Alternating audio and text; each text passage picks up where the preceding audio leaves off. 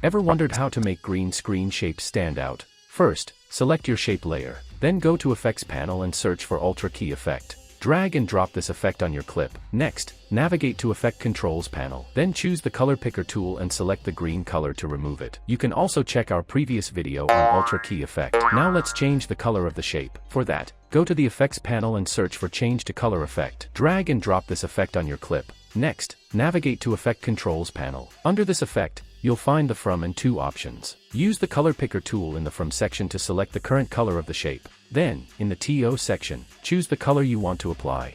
Adjust the settings here to achieve the perfect color transformation. For more details on the Change to Color effect, you can refer to our previous tutorial. Finally, to make the shape really stand out, apply the Drop Shadow effect. Customize its settings to add depth and dimension to your shape. And there you have it. That's how you can customize green screen shapes and make them a perfect fit for your project. If you found this tutorial helpful, don't forget to give it a thumbs up, subscribe for more tips, and hit the notification bell so you never miss an update.